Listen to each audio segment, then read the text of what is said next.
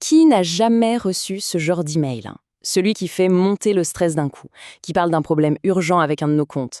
Bon, aujourd'hui, on va décortiquer ensemble ce piège, qui est un des plus courants sur Internet, pour apprendre à le déjouer à tous les coups. Allez, c'est parti!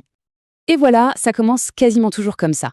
Un message qui débarque, sorti de nulle part, et là, c'est la panique immédiate. Votre compte a été compromis, on s'imagine tout de suite le pire, hein, quelqu'un qui a nos infos, notre argent, et le premier réflexe, c'est quoi? C'est de vouloir tout régler et tout de suite. C'est une réaction purement émotionnelle, pas du tout logique. Et c'est justement là, précisément là, que se trouve le danger.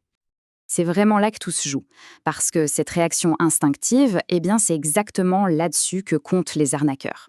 Du coup, la vraie question à se poser, c'est est-ce que c'est une alerte authentique ou une arnaque bien ficelée?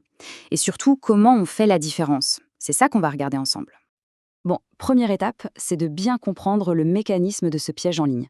Avant même de partir à la chasse aux indices, il faut vraiment saisir la psychologie qu'il y a derrière. Parce que oui, c'est un vrai piège. Et il est super bien conçu pour ressembler à quelque chose qu'on connaît, quelque chose de fiable. L'objectif, il est hyper simple et direct. C'est de nous faire peur, comme ça, on agit sans réfléchir. En cliquant sur leurs liens ou en donnant nos infos, eh bien, on leur donne littéralement les clés de notre vie numérique. Le but final, c'est quasiment toujours le même, hein. Piquer nos identifiants, nos données bancaires, bref, tout ce qui peut avoir de la valeur. Ok, maintenant qu'on a compris pourquoi ils font ça, voyons un peu comment ils s'y prennent. Parce que ce type d'arnaque, ça a un nom, et rien que de le connaître, ça aide déjà à s'en méfier. Alors il est temps de mettre un mot sur cette technique pour mieux la comprendre, et bien sûr, mieux la combattre. Alors ce fameux nom, c'est l'hameçonnage, ou phishing comme on dit souvent. Faut voir ça un peu comme un jeu de déguisement numérique. Le pirate, il se fait passer pour notre banque, pour un service de livraison, n'importe quoi, même un réseau social. Le point vraiment crucial, c'est ça, l'usurpation d'identité. Il ne défonce pas la porte, non. Il nous demande la clé, très poliment, en prétendant être le propriétaire. C'est malin. D'accord. Maintenant qu'on sait ce que c'est, le plus important, comment on le repère? Allez, on enfile notre casquette de détective. La bonne nouvelle, c'est que les arnaqueurs, ils sont rarement parfaits. Ils laissent presque toujours des indices derrière eux. Il suffit juste d'ouvrir l'œil et d'apprendre à les voir. On va passer en revue les plus évidents. Alors voilà, il y a 3 points de contrôle essentiels. C'est une sorte de petite checklist mentale, super simple, à dérouler à chaque fois qu'on a un email suspect.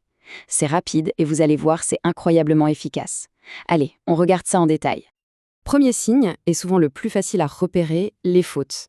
Les fautes d'orthographe, de grammaire, pensez-y 2 secondes. Une grande entreprise, une banque par exemple, elle a des équipes entières pour la communication. Un email officiel qui est bourré de fautes, c'est quand même super suspect, non? Si le message donne l'impression d'avoir été écrit à la va-vite sur un coin de table, c'est un énorme drapeau rouge. Le deuxième signe, c'est le sentiment d'urgence. Et là, c'est la psychologie qui entre en jeu. Les arnaqueurs, ils créent une fausse urgence pour nous faire paniquer, pour court-circuiter notre cerveau, en quelque sorte. Ils ne veulent pas qu'on réfléchisse. On voit souvent des trucs comme action immédiate requise ou votre compte sera fermé dans 24 heures. Ce sont des tactiques archi-classiques pour nous pousser à cliquer sans réfléchir. Et voilà l'exemple parfait qui résume tout. Votre compte sera supprimé, cliquez ici. Cette phrase, elle est conçue pour une seule chose, provoquer la peur de perdre quelque chose. La menace, elle est directe, et la soi-disant solution a l'air super simple. Un petit clic. C'est vraiment l'appel à l'action toxique par excellence. Ça joue sur nos émotions pour qu'on baisse la garde. Troisième et dernier signe, le lien. Le fameux lien. Il a l'air bizarre, suspect. C'est peut-être l'indice le plus technique, mais en vrai, c'est le plus décisif. Ce lien, c'est le cœur de l'arnaque. L'astuce, elle est toute simple. On ne clique jamais dessus directement. On passe juste la souris dessus, sans cliquer, hein, attention, et on regarde l'adresse qui s'affiche en bas de l'écran ou près du curseur. Très souvent, on verra que l'adresse n'a rien à voir avec le site officiel. Elle sera pleine de chiffres, de lettres bizarres, bref, louche. Ok, on a vu les 3 signes pour repérer le piège. Mais que faire s'il reste un doute? Même un tout petit doute? Eh bien, il y a une seule réponse, un réflexe ultime à adopter qui bat tous les autres. C'est ce qu'on peut appeler la règle d'or. Et la grande force de cette règle, c'est qu'elle est d'une simplicité enfantine. C'est un réflexe qui va complètement à l'encontre de ce sentiment d'urgence que les arnaqueurs veulent nous imposer.